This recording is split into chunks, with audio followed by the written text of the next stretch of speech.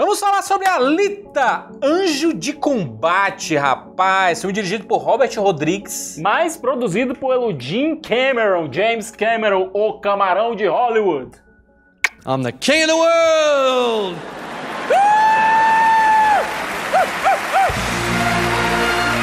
Dono de Hollywood. Baseado no mangá do Yukito Kishiro. Esse mangá aqui, Siqueira, excelente. E tem spoilers do filme. Na verdade, o filme todinho tá nesse primeiro volume do mangá, certo? A adaptação é desse primeiro volume do mangá. Fazer uma divulgação aqui pros nossos amigos da JBC, ó. Aqui, ó. Cadê? Aqui. Aqui, ó. Mandar pra gente, JBC. Aí facilita o jabá, né? Bom, como eu falei, o filme ele adapta basicamente esse primeiro volume do mangá. Alguns arcos são colocados fora de ordem, uma coisinha ali, todo junto, papapá, mas a história básica tá ali. Sendo... Alita.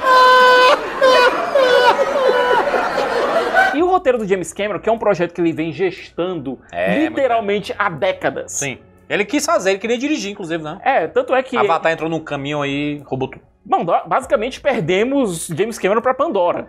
Agora esses projetos vão ser todos dirigidos por outras pessoas, como tem o Tim Miller tá dirigindo o novo Exterminador do Futuro.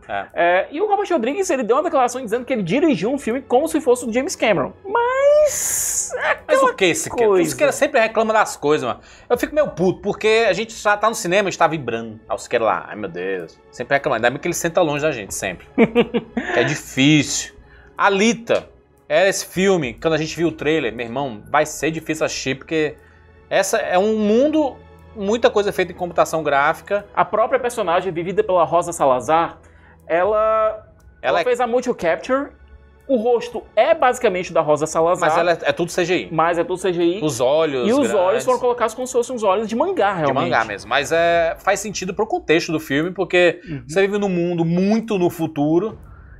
Em que pessoas utilizam partes ciborgues, biônicas e ciborgues e tudo mais. A própria Alita é um ciborgue. Ela tem um cérebro humano num corpo ciborgue, num corpo mecânico, num corpo biônico. Nesse mundo isso é absolutamente comum. Você tem, inclusive, os que são 100% humanos, são chamados de cara de carne.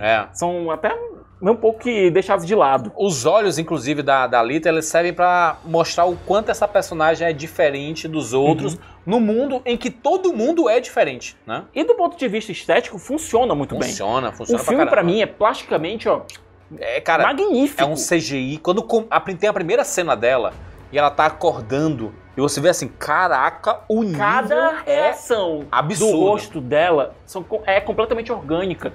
E o filme não tem medo de colocar um primeiro plano, aqui, ó, mostrando a personagem. Ela tá realmente em quase pé de igualdade com os personagens live action. Sim. Você tem, por exemplo, a Cyborg vivida lá pela Isa Gonzalez, lá do Baby Driver, que você só vê basicamente o rosto dela e o resto tudo é CG. Nossa, é fantástico. Inclusive, as duas melhores coisas do filme, na minha opinião, a própria Alita. Alita é o carro-chefe desse filme, porque ela movimenta tudo, ela luta como ninguém. As cenas de batalha desse filme são excelentes. Você consegue compreender o que está acontecendo, que é uma coisa muito difícil quando você tem uma animação computadorizada lutando contra um live action e tudo. É meio difícil de ver. Fazer essa mescla às vezes não funciona muito bem. A gente pega até o exemplo do Pantera Negra do ano passado, que teve algumas lutas no final, no terceiro ato, que realmente pareciam esquisitas. Bem esquisitas, mas aqui no Alita, tudo flui muito bem. E a segunda coisa que eu acho muito legal do filme é o background, porque é um background muito rico, eles fazem questão de introduzir todo esse universo. Você fica com vontade de querer conhecer mais. Acho que é o maior mérito desse filme, é fazer, cara, eu quero conhecer o mangá, quero conhecer mais sobre esse universo, o que foi que causou a queda que eles falam 10 mil vezes. Você quer buscar o material original. Todo o world building do filme, você realmente sente como se estivesse vivendo naquele mundo. Alguns detalhes tão bestas, tão básicos, como, por exemplo, a placa no consultório do Dr. Ido, que é o pai da Alita, vivido pelo Christopher Waltz, em várias línguas. As conversas, quando a Alita é introduzida naquele mundo da Cidade de Ferro.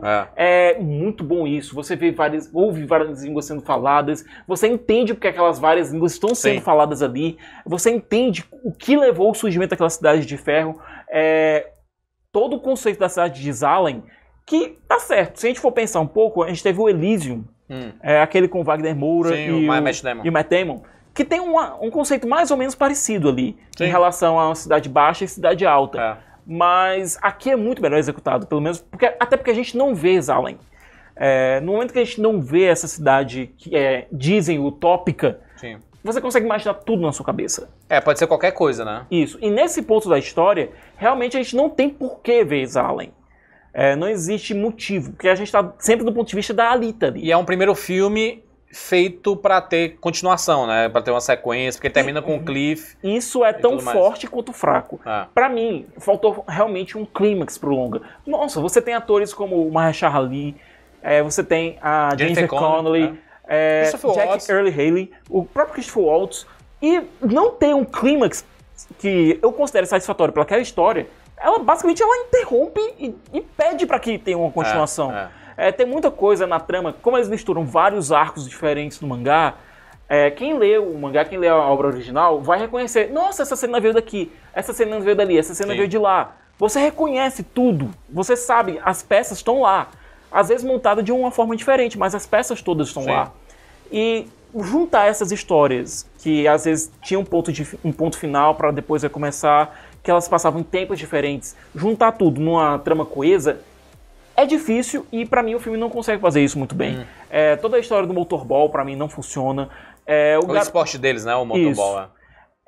Nos quadrinhos você tem uma forma melhor pra te colocar esse mundo gladiatorial, essas rinhas praticamente que existem pra servir como pão e circo, são colocadas de modo diferente no mangá.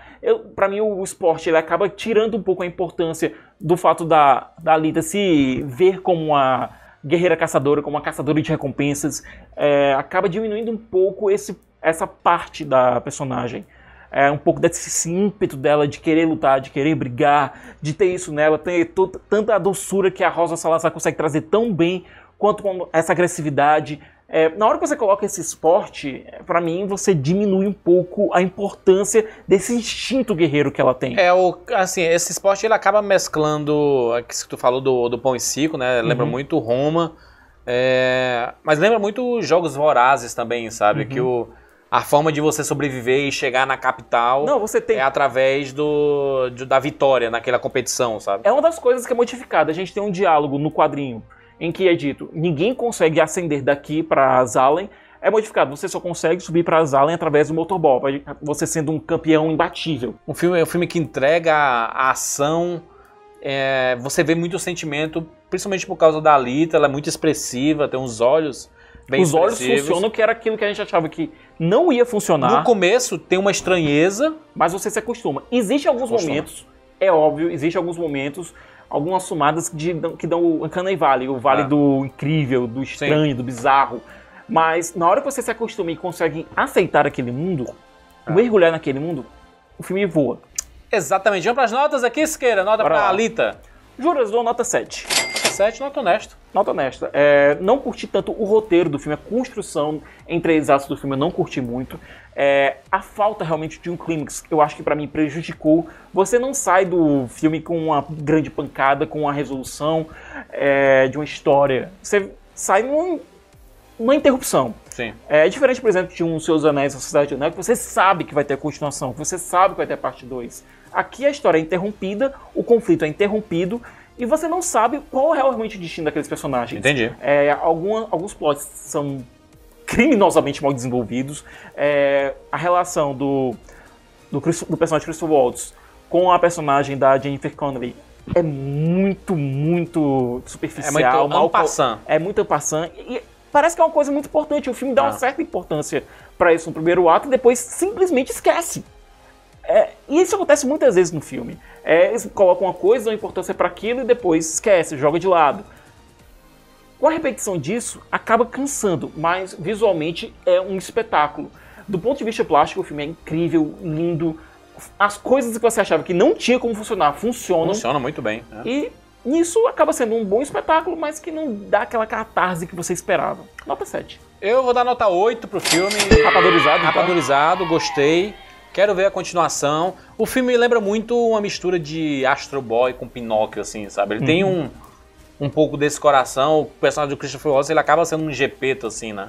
Porque ele que reconstrói partes de várias pessoas daquela cidade e acaba reconstruindo partes da Alita, né? Mas o filme, ele deixa pincelado um monte de coisas que faz com que você queira ver uma continuação. E a impressão que eu tenho é que é uma continuação que o começo vai ser um prequel do primeiro e a continuação vai focar depois. Algo Eu, Poderoso Chefão 2, você tem duas linhas temporais, uma no passado e outra no presente. Eu acho que poderia funcionar e torço para que ele dê certo aí de bilheteria, porque é um filme que você sai com uma vontade, vai sair com vontade de querer ler o mangá, sabe? Eu acho que o mangá está muito bem adaptado, sabe? Pelo que eu vi aqui, tem umas cenas que são iguais. Coisa que o próprio Robert Rodrigues fez no Sin City.